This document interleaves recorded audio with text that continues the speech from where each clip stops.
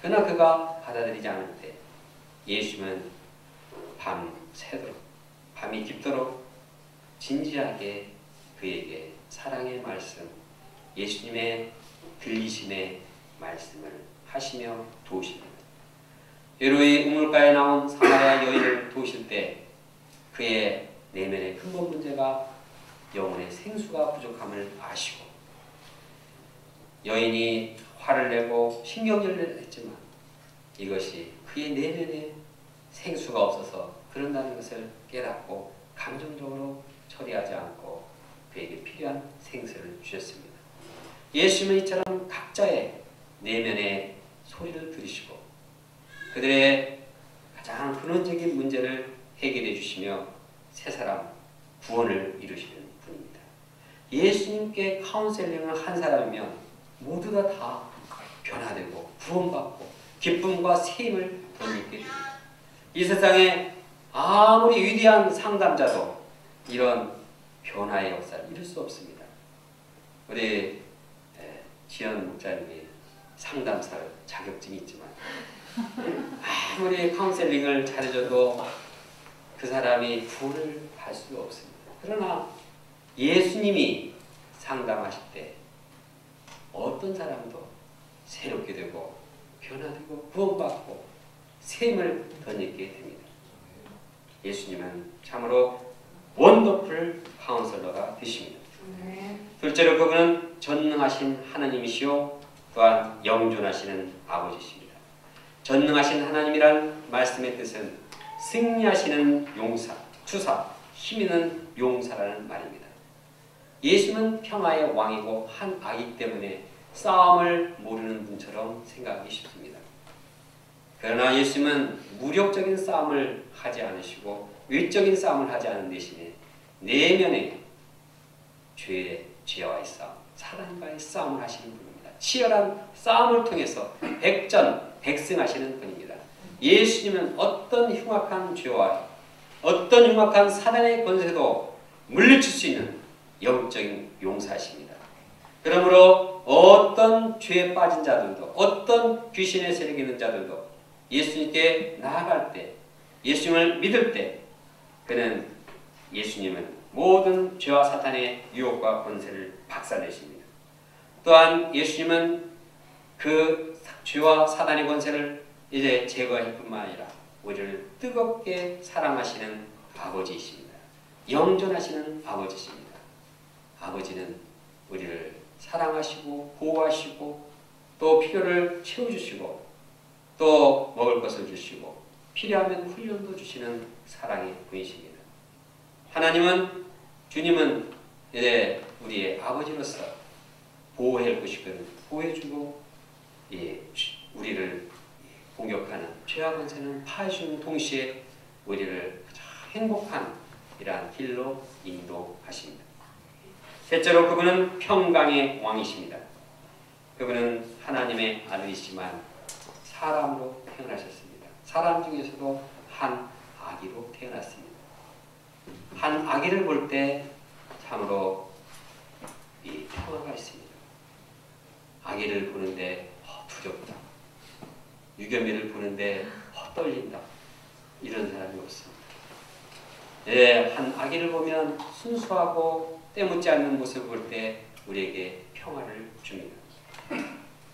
이처럼 한 아기로 태어나신 주님은 우리에게 평화를 주십니다. 하나님은 그를 평강의 왕이라고 말하고 있습니다. 더 나아가 그 평강의 더함이 무궁하다고 말씀하셨습니다. 이 예언처럼 한 아기 예수님은 이 땅에 사시는 동안에 평안의 복음을 심었습니다. 예수님께서 전하는 평안의 복음은 사람들을 평안하게 했습니다. 하나님과 사람 사이에, 인간과 인간 사이에 평안을 이루게 하셨습니다. 질병에서 고통스러워하고 잠 못 이루고 이런 불안한 그들에게 평안을 선포하시고 그들의 모든 질병을 치유하심으로 평안을 이루셨습니다. 또한 자신을 핍박하고 미워하는 원수들까지도 축복하시고 사랑하셨습니다. 그들을 위해서 손해보고 희생하셨습니다. 주님은 자기를 공격하는 자들 앞에서 무력으로 배양하지 않으셨습니다. 오히려 오른편 뺨을 대는 자 왼편을 대라고 말씀하시고 자신도 그와 같은 사랑의 인생을 사셨습니다. 반대로 예수님께서 군인에게 체포되었을 때 베드로는 칼을 빼가지고 대항했습니다. 그러나 예수님은 칼을 집에 꽂으라고 안 했습니다. 칼로 서는 자는 칼로 망한다고 말씀하셨습니다. 예수님은 칼이 아니라 무력이 아니라 사랑이요 희생이요 평화로 이 나라를 전부 다스리고 계십니다. 그리고 주님은 하나님의 뜻에 순종해서 자기가 고난받고 자기가 희생하고 자기가 십자가에 죽으심으로써 모든 사람들 가운데 평화를 이루셨습니다. 예수님은 자기를 죽이고 자기를 핍박하는 모든 사람을 포함해서 그들을 용서하기 위해서 십자가에 피 흘려 돌아가셨습니다. 그러므로 예수님은 탄생부터 죽으심까지 모든 일들이 평화의 왕으로서 이 세상을 다스리는 행동이었습니다. 주님은 평강의 왕이십니다. 이처럼 평강의 왕이 다스리는 나라는 날이 갈수록 어떻게 됩니까? 7절을 함께 읽겠습니다. 시작. 그 정사와 평강의 더함이 무궁하며 또 다윗의 왕좌와 그의 나라에 군림하며 그 나라를 굳게 세우며 지금 이후로 영원히 정의와 공의로 그것을 보존할 것이라. 만군의 여호와 열심히 이를 이루시리라. 평강의 왕 예수 그리스도가 다스린 나라는 영원히 보존됩니다. 평강의 왕 예수님이 다스린 나라는 정의와 공의가 있습니다. 사람들은 평화를 사랑하고 정의와 공평을 사랑합니다. 그러나 예수님이 다스리지 않는 나라는 참으로 진정한 공의를 펼칠 수 없습니다. 영원히 보존될 수 없습니다.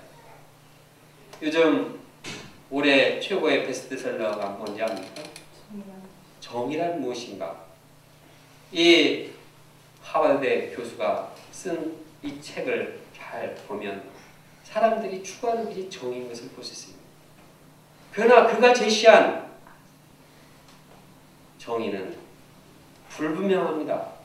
명쾌한 것도 있지만 동성애에 대해서 예를 들면 투명하지 않습니다.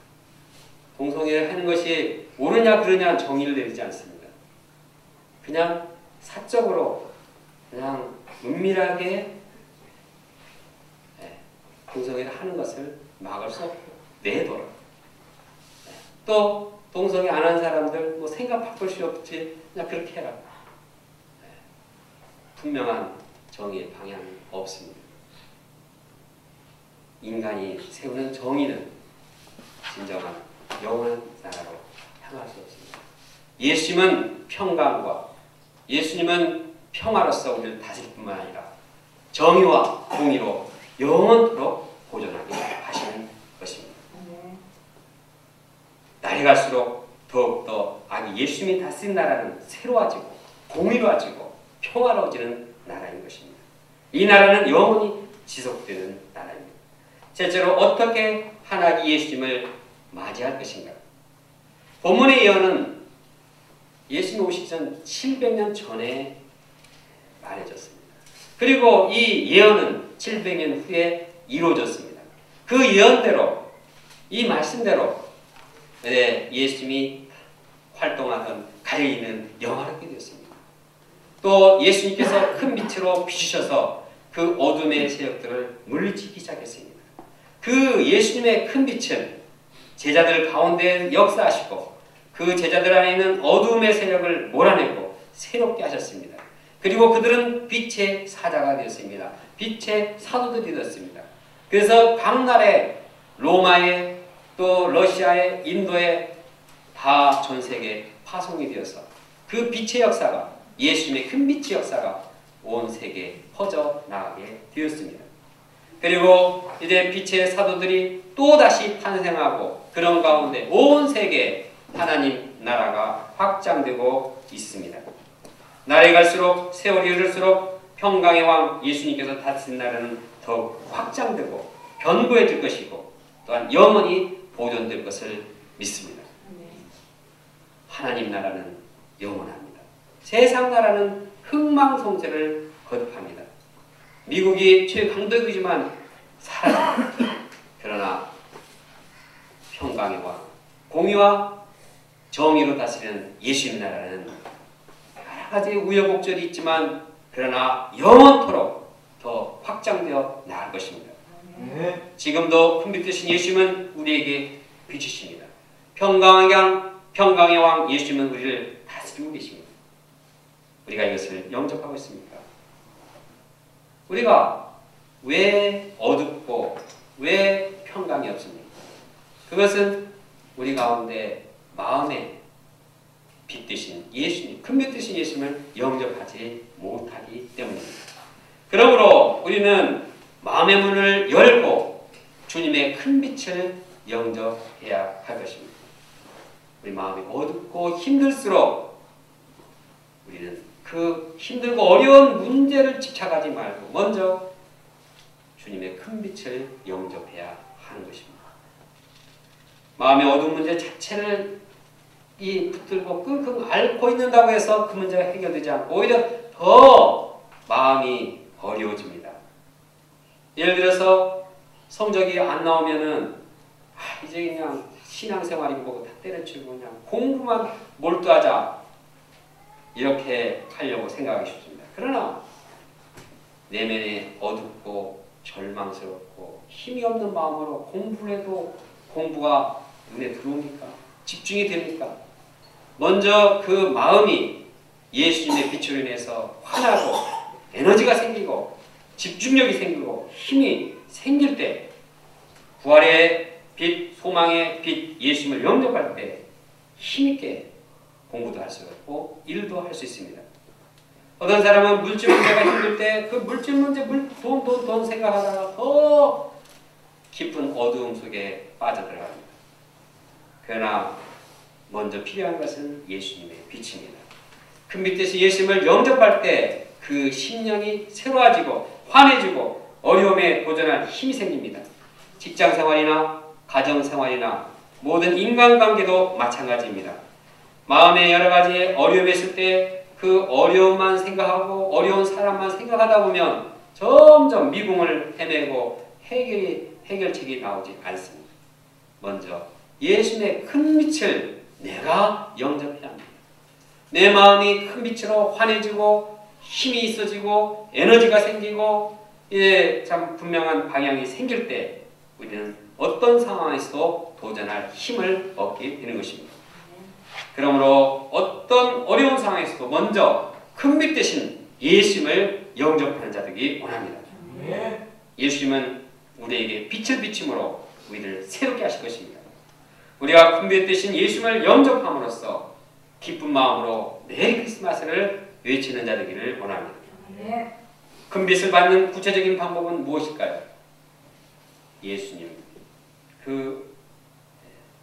오늘 말씀에 6절에 나온 것처럼 먼저 예수님과 상담하는 것입니다.